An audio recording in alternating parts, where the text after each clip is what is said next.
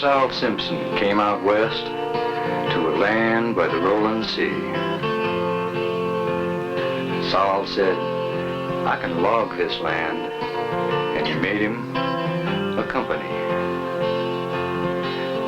Well, a friend said, Saul, I like you fine, but I don't know about this here company. And Saul said, Red, you can just rest your old head, 'cause that company's nothing but you and me. Yeah, the company's you and me. It ain't nothing but you and me.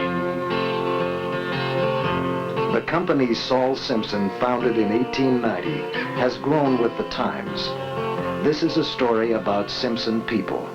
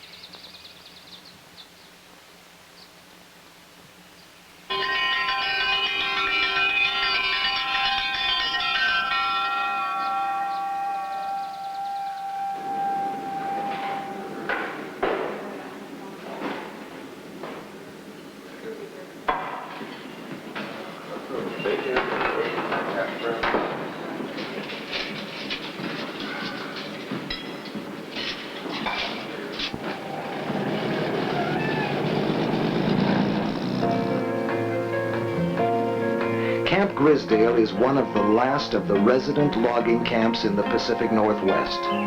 Set in the rugged Olympic Peninsula of Washington State, it is a living reminder of an older time.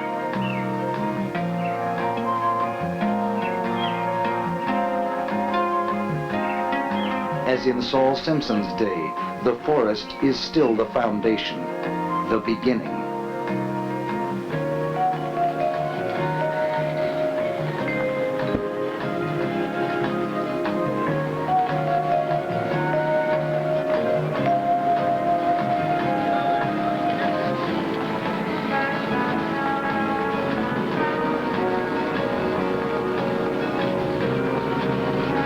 Frank Bremeyer is logging foreman at Camp Grisdale. He has been working out of this camp since 1946.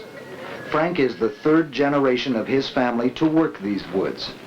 I got my topping saw that I used to top by hand hanging up on the wall in the wife's utility room, and I like to look at it once in a while, but I sure as hell wouldn't want to go back and do it again. I make a trade. I got two green chokermen on. Used to be, you know, 99. it was an 18 shirt and a 2 hat, and here you went. But now it's, you got to use a little braid. So these young fellas that we got coming up now are pretty much of a multi-skilled logger. And really, I'm quite impressed with a lot of them.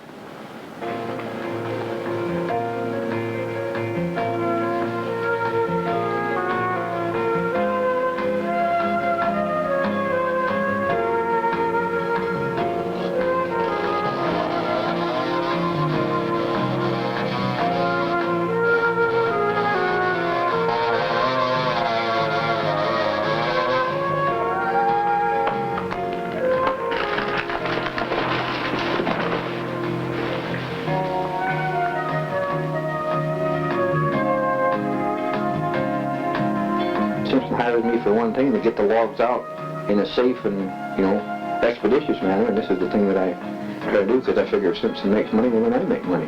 But I'm doing something I like and something I believe in.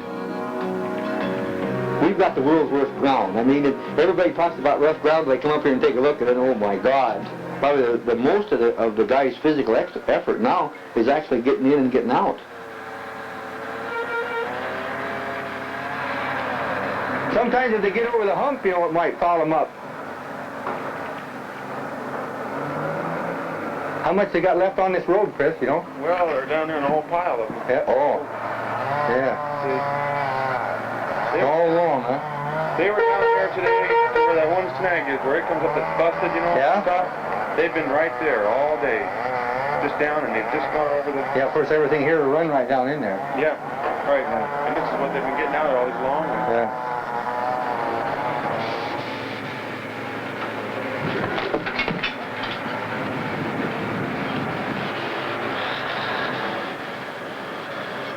You know, we knock Simpson, but I know a lot of guys that work for other outfits, and I feel that and this is all sincerity too, that Simpson takes care of their own people.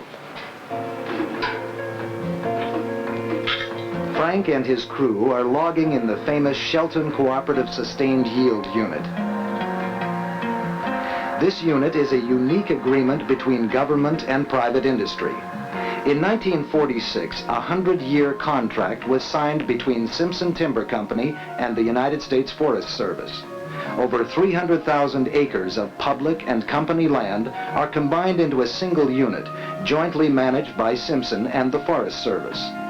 This agreement has proved so successful that the allowable timber harvest from this land has nearly doubled in the first 3 decades of operation. Harvesting and reforestation are perfectly balanced, assuring that there will be perpetual timber crops. I was here when the Sustained Yield Unit first went through Congress, you know, and now the older this unit gets, the better everybody likes it, especially the Forest Service. Skylines across the 230. Yeah. No problem. We'll pick them up. Monday when you get The Forest Service people here have the power to make decisions on the job, and I think this has made it much better for both, you know, because the on-the-job decision a lot of times is the one that makes money for both sides. I've been around here long enough I can see the Sustained Yield Unit in action. I mean, you can see the second growth, you can see the system of block cutting and how it works. This was the hardest thing I remember when I first started in the woods for me to perceive, that I couldn't see any way that that stuff could grow that fast.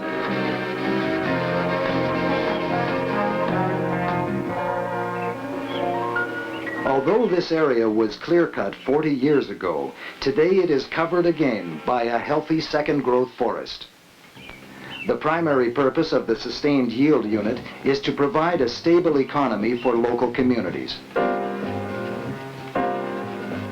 Without such a plan, many small towns, McClary, Elma, Montesano, perhaps even Shelton, would have become ghost towns as timber resources ran out.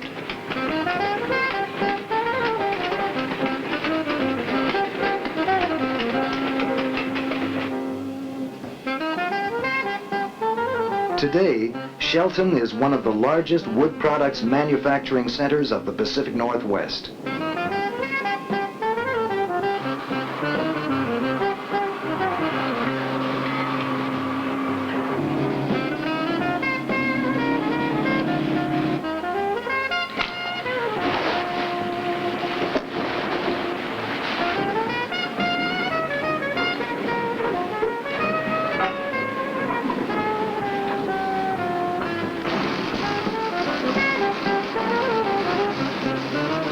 Each year, 2 modern sawmills convert Douglas fir and hemlock from the Sustained Yield Unit into enough lumber to build 18,000 homes.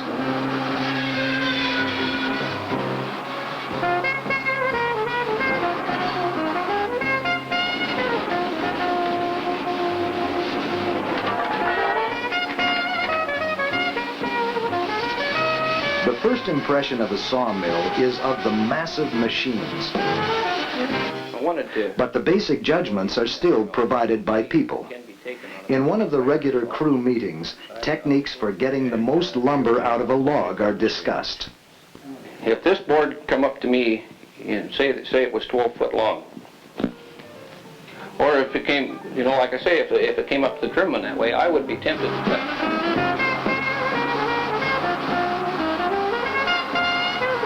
Other logs are peeled for veneer and assembled into plywood panels, one of the most versatile building materials.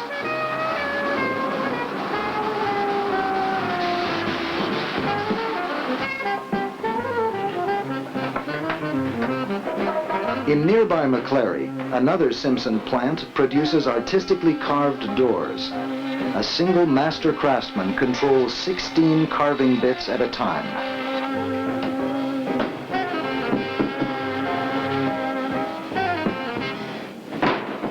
Shelton was where Saul Simpson founded his logging company in 1890.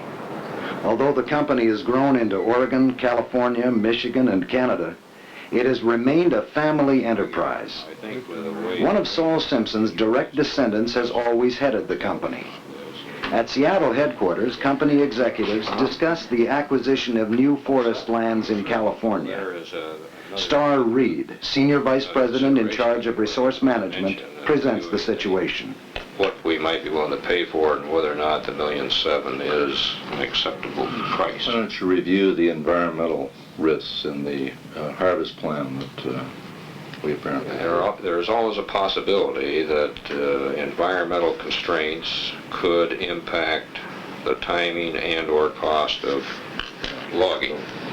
And perhaps even a more serious one affecting this particular parcel is the possibility of an adverse ruling in the courts relative to the Indian claims. I wondered about that, yeah. Because a portion of this property, a big part of it, is within a mile of the Klamath River. And it's also visible from the Klamath. Highly visible from the Klamath.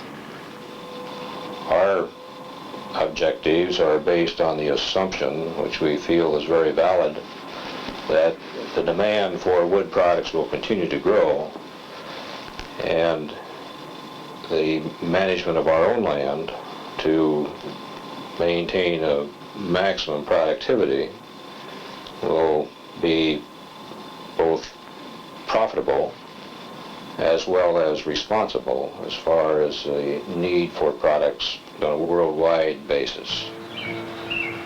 To help meet future needs for wood and paper products, Simpson is investing millions of dollars to increase timber growth on its forest lands on California's north coast. This misty region is home to one of the world's unique trees, the coast redwood. The redwood is an ancient species and it has many unique characteristics. It grows in these foggy regions because its respiration system is more primitive than that of its younger cousins. Without heavy moisture in the air, the redwood would respire its own moisture through its needles and could not survive. One of this species' most remarkable characteristics is its resistance to disease. After a few years of growth, the tree is almost immune to the normal forest diseases. This has made redwood particularly suitable to advanced experiments in propagation.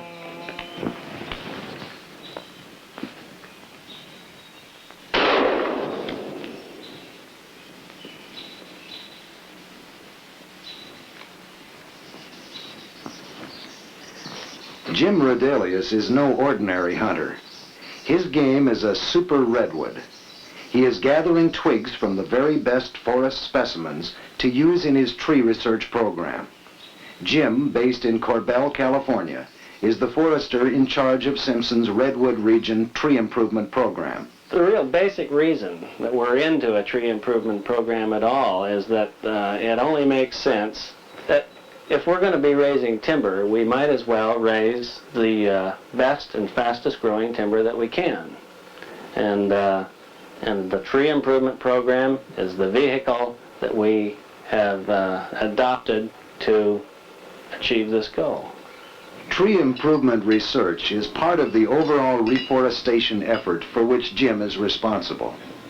We're attempting to develop mass production procedure for redwood through two different processes, one through a tissue culture process and another through the old technique of rooted cuttings.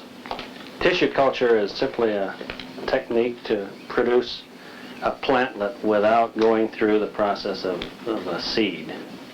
At the Irvine campus of the University of California, Dr. Ernest Ball and his associates have been investigating these questions for several years under a grant from Simpson. In these experiments, samples are taken from selected high-growth trees. The samples are first carefully sectioned, then completely sterilized to remove contaminants. This sterile tissue is introduced into a series of growth media with different functions. The first to begin the growth process, the next to encourage the development of roots. And roots are formed, then the plantlet is transferred to soil in the standard tubes used in your greenhouse. The hardening process is done gradually by covering the whole plant with a larger glass tube. This goes on for a week or so. And then the protecting tube is removed and they become accustomed to growth in the greenhouse. Then we put them out in the lath house where they become further hardened, and then they're ready to be put in soil.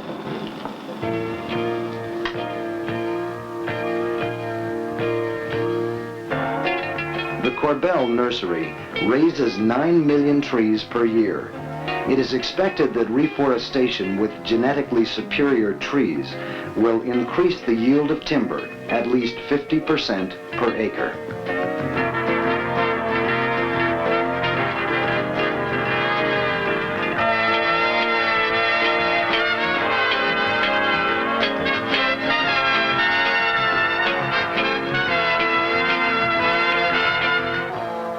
Another way of increasing the effective yield of the forest is to use more of every tree harvested.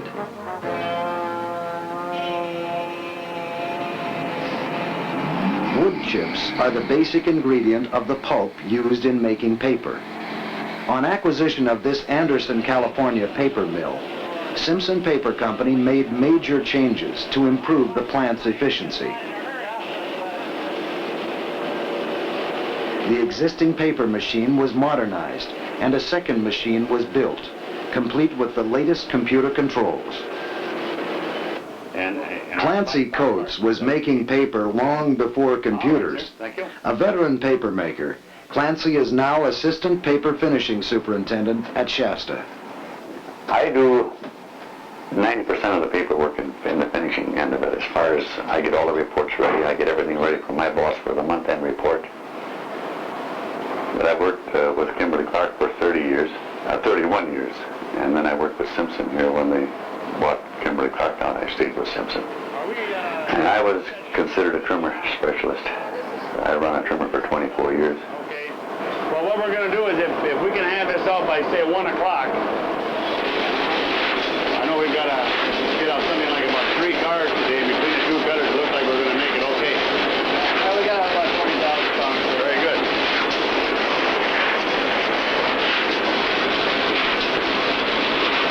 Okay, Mike. We'll see you a little later. Okay, take it easy. The Shasta Mill is one of 3 Simpson Paper Company mills producing fine printing papers in California and Michigan. Right now, I would say we are averaging, about 120 tons a day off the trimmers, about 135 tons a day off the cutters. But I still maintain that with the market the way it is and the demand for paper the way it is, if you manage right, you're going to make money.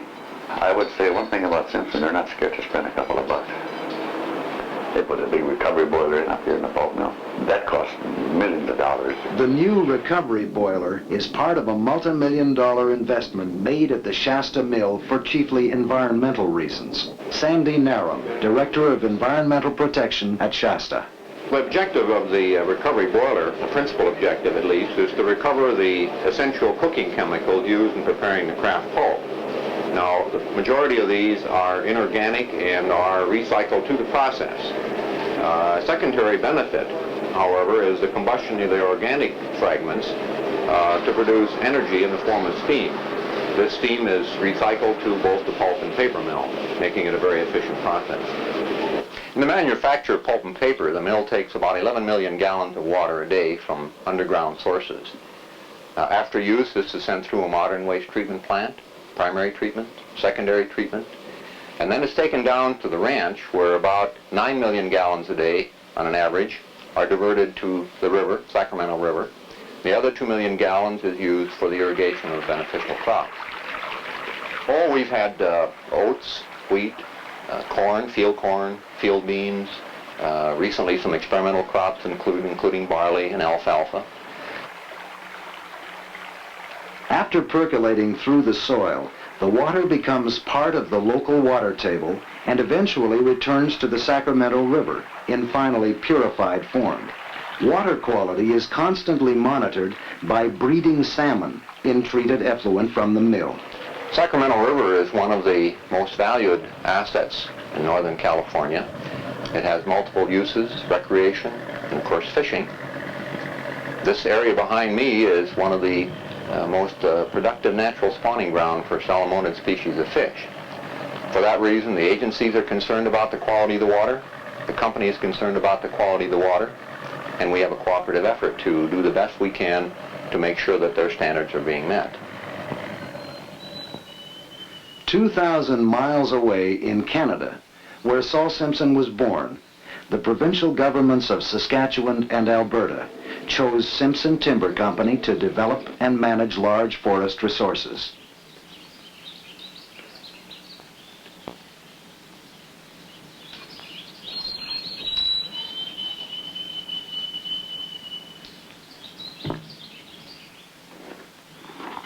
Under these agreements, covering 4 million acres in Western Canada, Simpson is reforesting cut-over land, as well as providing an industry and jobs for Canadians.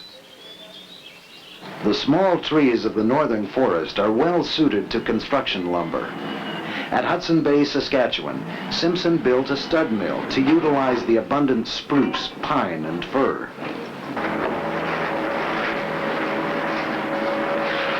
In neighboring Alberta, the company opened one of the most modern lumber mills in the world, creating more than 200 jobs for Canadians like Sharon Hyland. Right now, I'm on the outfeed of the planer, and that's where your end product from everything else goes out. It's the second last stage before it's finally on the train to wherever it's going. Just the tail end of the operation. We clean up what everybody else gives us.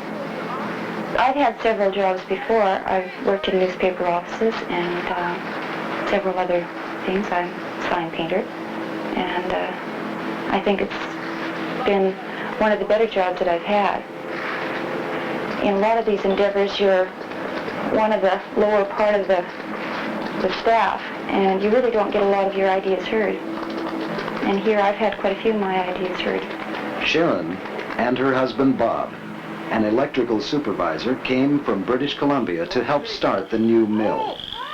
The Hyland family has readily transferred their active lifestyle to Alberta. I'm trying. Down she goes. Okay. Ow!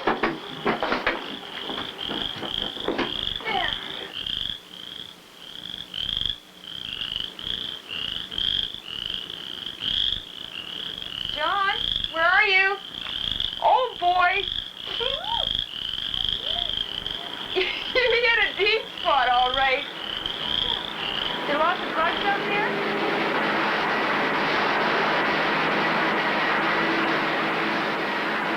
Also, I've had opportunities for different types of learning experience too. We've completed our grading school, and we'll all be given a chance to go up and grade and learn more about actual grading right on the chain.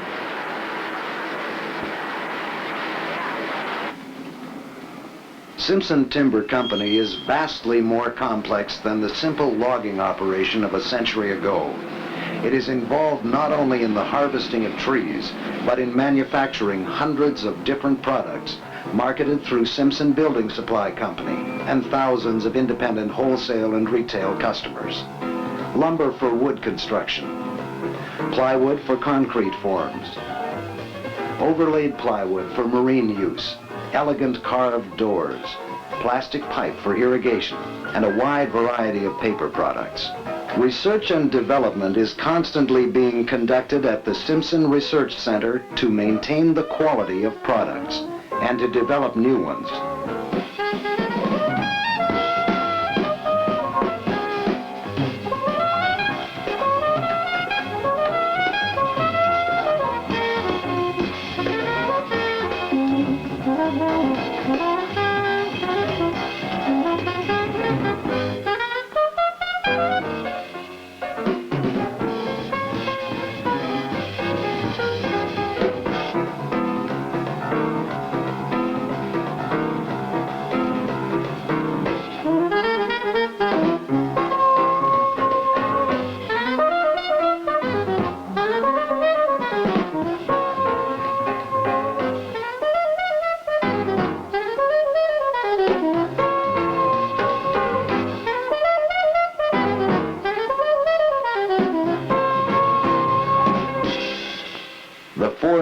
is the foundation. The forest is the source. But what makes it work is people. Thousands of people from Saskatchewan to California. Loggers and executives, production workers and researchers. All part of the company that grew from Saul Simpson's idea nearly 100 years ago.